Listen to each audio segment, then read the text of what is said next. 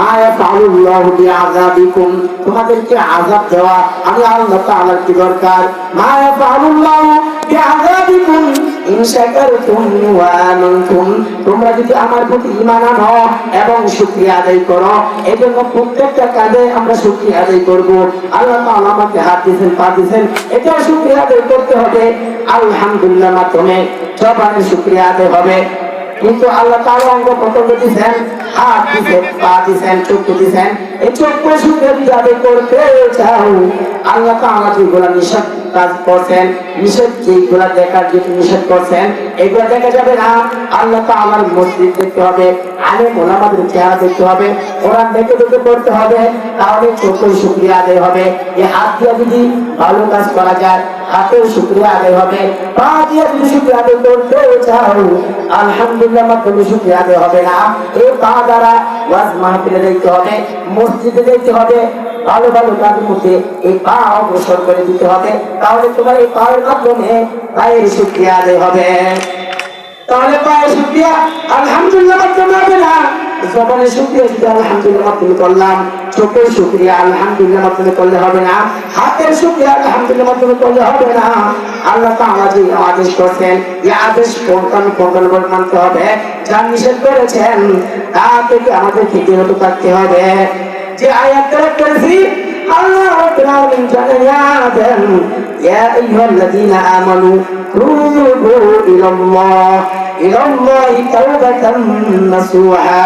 আল্লাহ রাব্বুল আলামিন বলেন, ও দুনিয়ার ঈমানদারের দল, তোমরা যখন গুনাহ করবা, ইয়া আইয়ুহাল্লাযীনা আমানু তুবু ইলাল্লাহি তাওবাতান নাসুহা, তোমরা গুনাহ যখন করে ফেলো, আল্লাহর কাছে তুমি এখন বুঝতে পারবে, আল্লাহর কাছে তওবা করো।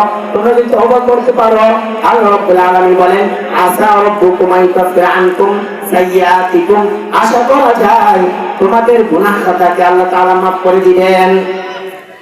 তাহলে মানুষ গুনাহগার, এই ব্যাপারে আল্লাহ রাসূল সাল্লাল্লাহু আলাইহি ওয়াসাল্লাম বলেন, কুল্লু বানি আদামা খাত্তাউন ওয়া খায়রুল খাত্তাইন আত-তাওয়াবুন। আল্লাহ নবী বলেন, সমস্ত বনি আদম গুনাহগার, তাদের মধ্যে তারাই হলো উত্তম যারা গুনাহ হওয়ার পর তওবা করে। এজন্য মানুষ গুনাহগার, গুনাহ হইতে পারে, গুনাহগার গুনাহ দিতে হয়ে যায়, তাহলে তওবা করা।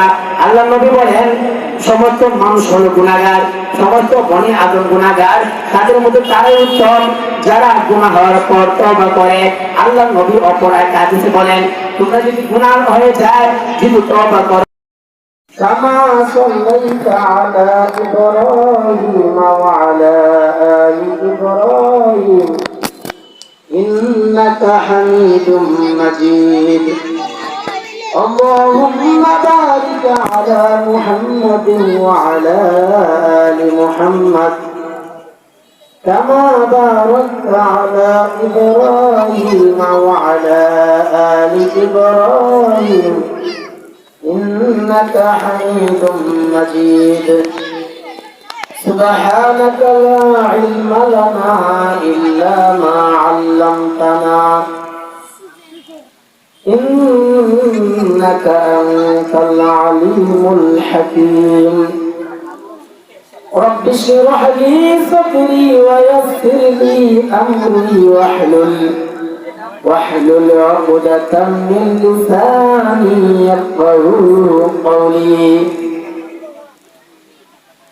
الحمد لله. বাহাত্তা হিলফুল ফুজুল সংগঠনের উত্তরীয় ইসলামী মহাসম্মেলনের সম্মানিত সভাপতি, প্রধান অতিথি, বিশেষ অতিথি বৃন্দ, মাইকের আওয়াজ শ্রবণরত যুবক ভাইয়েরা, মুরব্বী বাবারা, পর্দার অন্তরালে মা ও বোনেরা, আল্লাহ পাক রব্বুল আলামিনের দরবারে লাখো কোটি শুকর যে আল্লাহ তাআলা আমাদেরকে এরকম একটা কোরআনের মজলিসে বসার তৌফিক দিয়েছেন, এরকম একটা কোরআনের মজলিস এলাকার মধ্যে হওয়ার তৌফিক দিয়েছেন। সেজন্য আল্লাহ তাআলার দরবারে শুকরগুজার করি, শুকরিয়া আদায় করি, আলহামদুলিল্লাহ। আল্লাহ তাআলার শুকরিয়া আদায় করলে আল্লাহ তাআলার নিয়ামত বাড়ায় দেন। আল্লাহ তাআলা বলতেছেন, লাইন শাকারতুম লাযিদান্নাকুম ওয়া লাইন কাফারতুম ইন্না আযাবি লাশাদীদ। আল্লাহ তাআলা বলতেছেন, যে ব্যক্তি আমার নিয়ামত পাইয়া নিয়ামতের শুকরিয়া আদায় করে আমি নিয়ামতকে আরো বাড়ায় বৃদ্ধি করি। তাহলে আল্লাহ তাআলার নিয়ামত আমাদেরকে দিয়েছেন। আমরা মনে করি ধন সম্পদ টাকা পয়সা এগুলো শুধু আল্লাহ তাআলার নিয়ামত। আমাদেরকে যে আল্লাহ তাআলা সুস্থ রাখছেন, দুটা চক্ষু দিচ্ছেন, হাত দিচ্ছেন, পা দিচ্ছেন, আমাদেরকে কথা বলার শক্তি দিচ্ছেন, আমাদেরকে শ্রবণ করার শক্তি দিচ্ছেন, এগুলো আল্লাহ তাআলার এক একটা নিয়ামত। আল্লাহ তাআলা যদি আমাদের ঘরের ভিতরে লাইট আছে, বাল্ব আছে, এগুলো যদি ফিউজ হয়ে যায়, এগুলোর একটা গ্যারান্টি আছে, 2 বছর 1 বছর ওয়ারেন্টি বা গ্যারান্টি থাকে। এই লাইট যদি ফিউজ হয়ে যায় এগুলা পাল্টাইতে হয়, আবার নতুন লাইট লাগাইতে হয়। এই জন্মের পর থেকে আমাদেরকে চক্ষু নামের 2টা লাইট আল্লাহ দিয়ে দিচ্ছেন। এই চক্ষুর মাধ্যমে আমরা দেখতেছি। এই চক্ষু যদি কেনা লাগতো, আমরা যদি চক্ষু কেনার দরকার হইতো, তাহলে আমাদের যারা গরিব তারা চক্ষু কিনতে পারতো না, তারা অন্ত থাকতে হইতো। আর যারা বড় তাদের বছরে বছরে চোখ পাল্টাইতে লাগতো। আল্লাহ তাআলা আমাদের চোখ দিচ্ছেন, আমাদেরকে পা দিচ্ছেন। এই পা দিয়ে আমরা হাঁটতেছি, পা দিয়ে দামি জুতা ব্যবহার করতেছি। 1 বছর 1.5 বছর জুতা পাওয়া যাওয়ার পর জুতা নষ্ট হয়ে যায়, জুতা পাল্টাইতে হয়, কিন্তু আমাদের পা পাল্টাইতে হয় না। জুতা ক্ষয় হয়ে যায়, পা ক্ষয় হয় না। আল্লাহ তাআলা এগুলা নিয়ামত দিচ্ছেন। যে অক্সিজেন নামক যে নিয়ামত, যখন করোনাকালীন অক্সিজেন কিনা লাগছে, যাদের টাকা নাই তারা বুঝছে অক্সিজেনের দাম কত। টাকা দেওয়া অক্সিজেন কিনা গেছে না করোনাকালীন সময়, তাহলে অক্সিজেন আমাদেরকে কিনতে হয় নাই। আল্লাহ তাআলা আমাদেরকে আমভাবে দিয়ে দিচ্ছেন। এগুলোও নিয়ামত, শুধু টাকা পয়সা সুস্থ থাকাই নিয়ামত নয়, অসুস্থ এটা আল্লাহ তাআলার নিয়ামত। তা আল্লাহ তাআলার নিয়ামতের শুকরিয়া আদায় করলে আল্লাহ তাআলা নিয়ামত বাড়ায় দেন। আল্লাহ তাআলার পয়গম্বর হযরত মূসা আলাইহিস সালাতু ওয়াস সালাম আল্লাহর সাথে কথা বলেন তুর পাহাড়ে গিয়া। তো মূসা নবী যখন তুর পাহাড়ে যাবেন, অনেক লোক বা অনেক মানুষ তাদের যদি কোনো কথা থাকে যে আল্লাহর কাছে আপনি কথা বলবেন, আমাদের এই আবদার, আমাদের এই আরজি আল্লাহর কাছে পেশ করবেন, আল্লাহ এই আবদার আমার রক্ষা করবে কিনা। মূসা নবীর মাধ্যমে তাদের মনের কথাগুলা আল্লাহর কাছে পৌঁছাইতেন। তো মূসা নবী রাস্তা দিয়ে দেখতেছেন, একটা মানুষ তার হাত নাই, পা নাই, এরকম একটা বডি পড়ে আছে। শুধু হাত নাই, পা নাই, মানে বডিটা আছে, মাথা আছে, কোমর থেকে আছে, এরকম রাস্তায় পড়ে আছে। মূসা নবীকে দেখিয়া এই হাত নাই, পা নাই এবং বহানি লোকটা বলতেছে, ও পয়গম্বর, আপনি আল্লাহর রাসূল, আল্লাহ রাব্বুল আলামিনের কাছে কথা বলবেন, আল্লাহর সাথে তো সাক্ষাৎ হবে, কথা বলবেন, তাহলে আমার একটা আরজি আল্লাহর কাছে পেশ করবেন কিনা। মুসলমান যখন দেখতেছেন এই লোকটা দেখতেছেন, লা আইনা ইয়া নবী আল্লাহ, এই লোকটা ডাকিয়ে বলতেছে, মুসা পয়গম্বর আপনি কোথায় যান? মুসলমান জবাব দেন, ইলা তুরি লুকাল্লিমাল্লাহ, তুর পারে যাই আল্লাহর সাথে কথা বলার জন্য। এই লোক বলতেছে, মুসা পয়গম্বর আল্লাহ তাআলার কাছে আপনি যাবেন, আমাদের একটা আবদার, আল্লাহ তাআলার কাছে আপনি পেশ করবেন কিনা। মুসা নবী বলেন, বলো তোমাদের কি আবদার। এই লোকটা বলতেছে, ও মুসা পয়গম্বর আমার হাত নাই, পা নাই, আল্লাহ তাআলা আমাকে কেন বানাইছেন? মানুষকে মানুষ আল্লাহ তাআলা বানাইছেন, একটা উদ্দেশ্য নিয়ে বানাইছেন। আল্লাহ তাআলা বলেন, ওয়ামা খালাকুতুল জিন্না ওয়াল ইনসা ইল্লা লিয়াবুদুন। আল্লাহ তাআলা বলেন, আমি মানুষ এবং জিন জাতি বানাইছি একমাত্র আমার গোলামি করার জন্য, আমার দাসত্ব করার জন্য। কিন্তু আল্লাহ তাআলা আমাকে তো স্বয়ং সম্পূর্ণ মানুষ বানায় নাই, আমার হাত নাই, পা নাই, আমি তো ঠিক মতো ইবাদত করতে পারবো না। আল্লাহর কাছে বলবেন, আল্লাহ তাআলা আমাকে কেন বানাইছেন? এই মুসা নবী আল্লাহর সাথে কথা বলতেছেন, কথোপকথন চলতেছে। এক পর্যায়ে মুসা পয়গম্বর বলেন, ও আল্লাহ, তোমার এক বান্দা তার হাত নাই, পা নাই, তোমার কাছে জানতে চাইছে তাকে কেন বানাইছো? তাকে পবিত্র উদ্দেশ্য বানাইছো। আল্লাহ রাব্বুল আলামিন বলেন, ও মুসা পয়গম্বর, আমি মানুষকে বেহুদা বানাই নাই, আমি মানুষকে বেহুদা বানাই নাই। একটা কারণে বানাইছি, ওই লোকটার হাত নাই, দুটো হাত নাই, পা নাই। আমি যে জাহান্নাম বানাইছি, জাহান্নামের মধ্যে একটা গর্ত আছে, এই গর্তর পরিমাণ তার পরিমাণ, এই গর্তর পরিমাণ তার বদলে বানাইছি।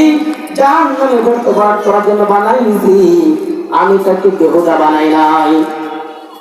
নবী আবার রাস্তা দিয়ে দেখতেছেন, এই লোকের সাথে আবার সাক্ষাৎ হয়। এই লোক ডাক দিয়ে বলে, ও মুসা পয়গম্বর, আমার আপনার আল্লাহর কাছে পেশ করেছিলেন কিনা? আল্লাহ তাআলা কি বলেছেন? মুসা নবী বলেন, ও ভাই, আল্লাহ তাআলা বলেছেন তোমাকে বেহুদা সৃষ্টি করে নাই। আল্লাহ তাআলা জাহান্নাম আছে, এই জাহান্নামের মধ্যে একটা গর্ত আছে, এই গর্তের পরিমাণ বডি তোমার বানাইছেন। এই গর্ত ভরাট করার জন্য আল্লাহ তাআলা তোমাকে বানাইছেন, তোমাকে জাহান্নামে দেওয়ার জন্য বানাইছেন। এই লোকটা সঙ্গে সঙ্গে বলেছে আলহামদুলিল্লাহ। মুসা নবী রাগী নবী ছিলেন, বলতেছে, ও ভাই, তুমি কি আমার কথা বুঝতে পারো নাই? আল্লাহ তাআলা তোমাকে জাহান্নামে দেওয়ার জন্য বানাইছেন, এখানে শুকরিয়া আদায় করার বিষয় নয়। আল্লাহ তো তোমাকে জান্নাতে দেওয়ার জন্য বানাই নাই, জাহান্নাম গর্ত ভরাট করার জন্য বানাইছেন, এখানে কেন শুকরিয়া আদায় করলাম? এই বলতেছে, ও মুসা পয়গম্বর, আমি মনে করছি আল্লাহ আমাকে বেহুদা বানাইছেন, এখন তো একটা উদ্দেশ্যই বানাইছেন। আল্লাহ তাআলা জাহান্নামের গর্ত ভরাট করার জন্য বানাইছেন, এই জন্য আমি শুকরিয়া আদায় করলাম। এই যখন শুকরিয়া আদায় করছে, দেখা গেল তার এই অঙ্গ হানি, যার হাত নাই, পা নাই, যখন শুকরিয়া আদায় করেছে, সঙ্গে সঙ্গে তার হাত পা গজাইয়া পরিপূর্ণ মানুষ হয়ে গেছে। সুবহানাল্লাহ। শুকর গুজার বান্দা হরে দুনিয়ায়, শুকর গুজার বান্দা হরে দুনিয়ায়, যার কারণে নাজল নিয়ামত বেড়ে যায়। প্রভুর শুকর আদায় যদি না করো, কঠিন আযাব হবে তোমার কবর। আল্লাহ রাব্বুল আলামিন বলেন, আমি মানুষকে এবং রিজকে বানাইছি, ইবাদতের জন্য বানাইছি। কেন আমি তাদেরকে জান্নাতে দেব? আল্লাহ তাআলা বলেন, ইন্না আযাবি লাশাদীদ। কেন আমি তাদেরকে কঠিন ভাবে ধরবো? এটা কঠিন ভাবে ধরবেন কেন? আল্লাহ তাআলা তো দয়ার আল্লাহ, আল্লাহ আমাদেরকে সৃষ্টি করছেন, কেন জান্নাতে দিবেন?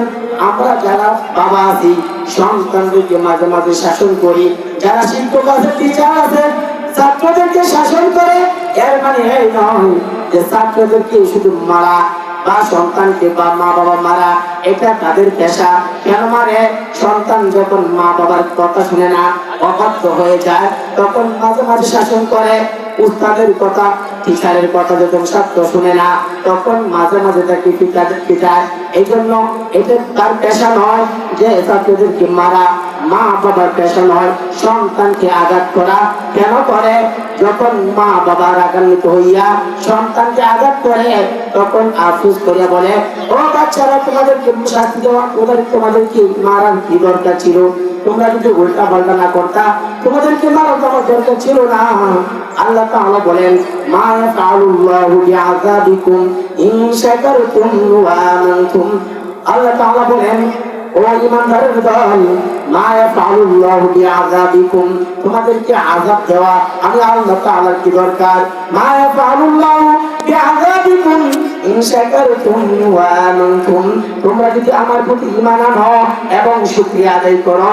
এজন্য প্রত্যেকটা কাজে আমরা শুকরিয়া আদায় করব। আল্লাহ তাআলা আমাকে হাত দিয়েছেন, পা দিয়েছেন, এটা শুকরিয়া আদায় করতে হবে। আলহামদুলিল্লাহ মাধ্যমে জবানের শুকরিয়া আদায় হবে। কিন্তু আল্লাহ তাআলা অঙ্গ প্রত্যঙ্গ দিয়েছেন, হাত দিয়েছেন, পা দিয়েছেন, চক্ষু দিয়েছেন, এই চক্ষু শুকরিয়া আদায় করতে চাও, আল্লাহ তাআলা যেগুলো নিষেধ কাজ করছেন, নিষেধ যেগুলো দেখার যে নিষেধ করছেন, এগুলো দেখা যাবে না। আল্লাহ তাআলার মসজিদ দেখতে হবে, আলেম ওলামাদের চেহারা দেখতে হবে, কোরআন দেখে দেখে করতে হবে, তাহলে চক্ষু শুকরিয়া আদায় হবে। এই হাত দিয়ে যদি ভালো কাজ করা যায়, হাতের শুকরিয়া আদায় হবে। পা দিয়ে যদি শুকরিয়া আদায় করতে চাও, আলহামদুলিল্লাহ মাধ্যমে শুকরিয়া আদায় হবে না। এই পা দ্বারা ওয়াজ মাহফিলে দেখতে হবে, মসজিদে দেখতে হবে, ভালো ভালো কাজের মধ্যে এই পা অগ্রসর করে দিতে হবে, তাহলে তোমার এই পায়ের মাধ্যমে পায়ের শুকরিয়া আদায় হবে।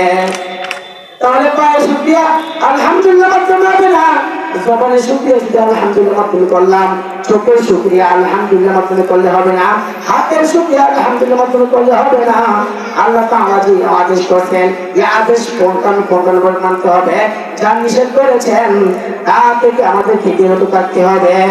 যে আয়াত তেলাওয়াত করেছি আল্লাহ রাব্বুল আলামিন জানান ইয়া আইয়ুহাল্লাযীনা আমানু তুবু ইলাল্লাহি তাওবাতান নাসুহা।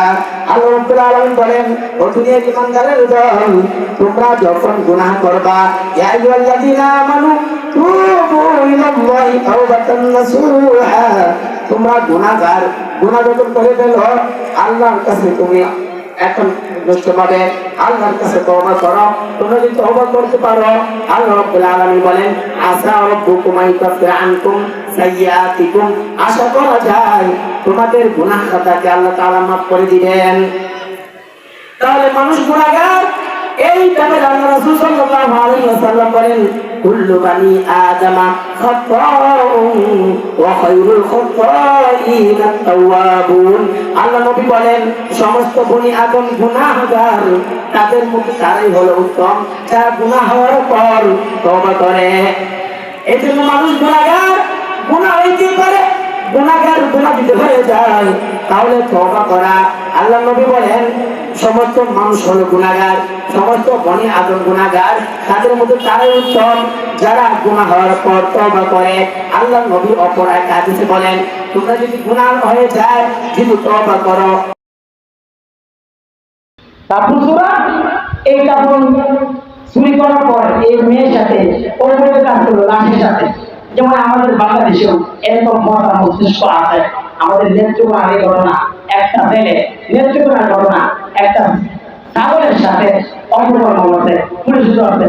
কয়েকদিন আগে একটা ঘটনা সোশ্যাল মিডিয়াতে দিচ্ছে, একটা লাশ পুষ্করণ করবে, এই লাশটা যুবতীর লাশ, এই লাশের সাথে দেহ বলতে সম্পর্ক করছে। এরকম ঘটনা আগেও ছিল।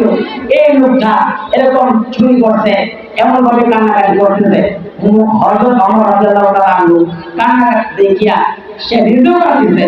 কারণ ওমর রাদিয়াল্লাহু আনহু আল্লাহ রাসূল বলেন আশাদুহুম ফি আমরিল্লাহি ওমর ছিল শক্তমানের মানুষ, কিন্তু তার কান্নার এরকম কাহিনী দেখিয়া, কান্নার হালত দেখিয়া ওমর রাদিয়াল্লাহু আনহু নিজেও কান্না করতেছেন, বলতেছেন কি গুনাহ করছো, এরকম কেমন অপরাধ করছি, আল্লাহ তাআলা এই গুনাহ মাফ করবেন না। বলে কি অপরাধ করছো? বলে আল্লাহ রাসূলকে গিয়ে বলবো, তোমাকে বললে হবে না। আল্লাহ রাসূলকে বলতেছে, এই বিবরণ দিতেছে, ও পয়গম্বর, আমার পেশা নিবারণ করার জন্য আমি কাপড়ের কাপড় চুরি করতাম। কাপড়ের কাপড় চুরি করার পর প্রতিদিনের মতো এই আজকেও কাপড়ের কাপড় চুরি করলাম। কিন্তু গত কয়েকদিন আগে একটা মহিলা, সুন্দরী একটা মহিলা, ওই মহিলার কাপড় চুরি করার পর এই লাশের সাথে আমি অপকর্ম করলাম। যখন আমি কবর থেকে উঠে আসবো, লাশ থেকে আমার কানের মধ্যে গাইতে আওয়াজ আসতেছে, বলতেছে ও নাফরমান, তুমি আমাকে কি করলা? তাহলে কি আমার ময়দানে আল্লাহ তাআলার সামনে আমাকে অপবিত্র অবস্থায় আমাকে উঠানোর ব্যবস্থা করে দিলা। ও নাফরমান, তুমি আমাকে কি করলা? অসংখ্য এখানে কর্মস্থানের মধ্যে আরো কর্মের লোক আছে, এই মুহূর্তের সামনে তুমি আমার ইজ্জত গ্রহণ করলা। এবারে যখন আওয়াজ দিছে, এই যুবকের কানের মধ্যে প্রত্যেক সময় এই আওয়াজের ঘন্টা বেজে যায়। যখন একটু বিছানার মধ্যে পিঠ লাগায় তখন এই আওয়াজ তার কানের মধ্যে আওয়াজ হয়, তখন তার ঘুম আসে না। আল্লাহ রাসূলকে বলছেন, ও পয়গম্বর, আমি এরকম অপরাধ করছি, আল্লাহ তাআলা কি আমাকে মাফ দিবেন কিনা? আল্লাহ তাআলা আমাকে মাফ দিবেন কিনা? আল্লাহ তাআলা এই গুনাহ মাফ দিবেন কিনা? আল্লাহ রাসূল আফসোস বলতেছেন, এমন গুনাহ মানুষ করতে পারে, একটা লাশের সাথে অপকর্ম করা, এমন গুনাহ করতে পারে। শুধু এই আক্ষেপ করলেন, এই আক্ষেপ শোনার পরে এই লোকটা চলে গেছে। যা আল্লাহ রাসূল মনে হয় আমার এই মাফের ব্যবস্থা কোন ভয় তারা উনি দিবেন না, যেতে পারছে এটা মারাত্মক, গুনাহটা মারাত্মক হয়ে গেছে। এখন এই লোকটা চলে গেছে এখান থেকে, পাহাড় চড়া গিয়া কান্নাকাটি করতেছে, ও আল্লাহ, দুনিয়ার মানুষের কাছে গেলাম, নবীর কাছে গেলাম, সাহাবাদের কাছে গেলাম, কোন সমাধান পাইলাম না। ও আল্লাহ, আমি গুনাহগার, আপনি গাফফার, আপনি গাফফার না বলছিলা, আমি যে গুনাহ করছি আমাকে মাফ দিবেন কিনা? এভাবে কান্নাকাটি করতেছে, কান্নাকাটি করতেছে। আল্লাহ তাআলা আল্লাহ রাসূলের কাছে জিবরাইল আলাইহিস সালামকে দিয়া সুসংবাদ পাঠাইছেন, ও আল্লাহ রাসূল, আপনি কি মাখলুকের রিজিকের মালিক আপনি নাকি আল্লাহ? কোথায় আল্লাহ? তাহলে মানুষকে মাফ করার ক্ষমতা কি আপনার নাকি আল্লাহ? তো আল্লাহ। তাহলে এই যে লোকটা আসছিল তাকে আপনি নরেশ করে দিলেন কেন? আল্লাহ তাআলা তার যে গুনাহ করছে এই গুনাহটা আল্লাহ তাআলা মাফ করে দিয়েছেন। সুবহানাল্লাহ। এই গুনাহ করার পরে তাহলে তওবা করতে হবে। এর মধ্যে এটা নয় যে আল্লাহ তাআলা গুনাহ করলে মাফ করেন, তাহলে আমরা গুনাহ করি। যেমন ভাবে আল্লাহ মাফ করেন, আমাদের বিশ্বাস আল্লাহ মাফ করেন, তাহলে ইচ্ছা করে গুনাহ করা যাবে না। যেমন ভাবে আপনার যদি কোনো বন্ধু ডাক্তার থাকে, সার্জন ডাক্তার বা এমবিবিএস ডাক্তার থাকে, এখন যদি আপনি মনে করেন আমার হাতটা ভাঙলে বন্ধুর কাছে গেলে, আমার হাত যদি ভেঙে যায় বন্ধুর কাছে গেলে খরচ কম নিবে, শুধু ওষুধের দামটা নিবে, কিছু কোনো সুবিধা দিতে হবে না, শুধু ওষুধের দামটা নেবে। এখন কি কোনো এখন এরকম করবে যেহেতু আমার বন্ধু ডাক্তার, এই জন্য আমার হাতটা হাতুড়ে দিয়ে ভাঙি, আমার বন্ধু ডাক্তারে আমার চিকিৎসা করবে, এটা কেউ করবে না। কেন? যদি আমার বন্ধু ডাক্তার সে অপারেশন করবে, কিন্তু আমাদের ইচ্ছে করে তো হাত ভাঙবো না। যদি ভেঙে যায় তখন না হয় তার সর্বনা হয়ে যাবে। আল্লাহ তাআলার কাছে আমরা গুনাহ হয়ে গেলে অনিচ্ছাকৃত ভাবে গুনাহ যদি হয়ে যায় তখন আল্লাহর কাছে মাফ চাইবো। কিন্তু ইচ্ছাকৃত ভাবে যে আল্লাহ রহমান, আল্লাহ গফফার, আমরা ইচ্ছাকৃত ভাবে আমরা গুনাহ করি তাহলে তো হবে না। ইচ্ছাকৃত ভাবে গুনাহ করা যাবে না। এই জন্য গুনাহ থেকে আমাদেরকে পবিত্র থাকতে হবে। গুনাহ থেকে আমাদেরকে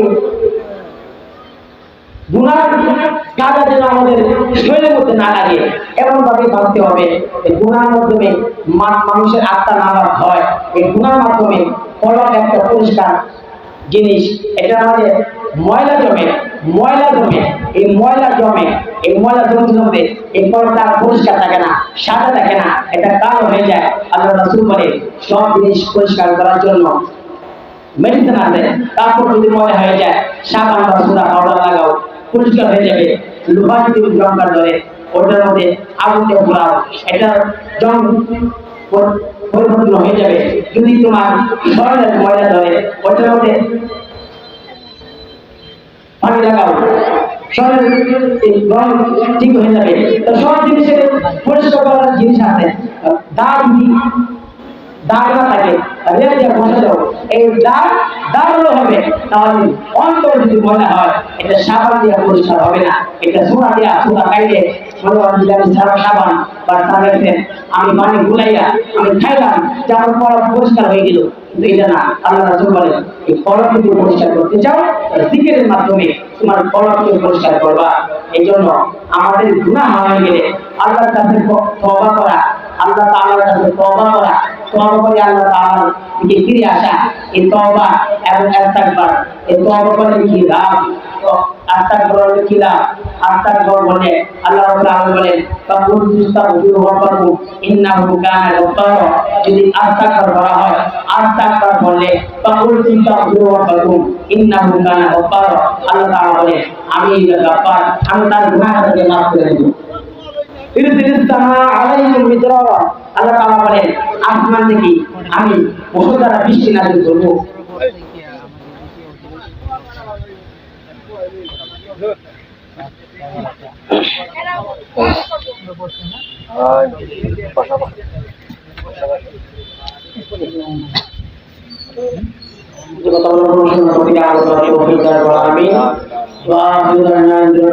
আসসালামু আলাইকুম ওয়া রাহমাতুল্লাহি ওয়া বারাকাতুহু।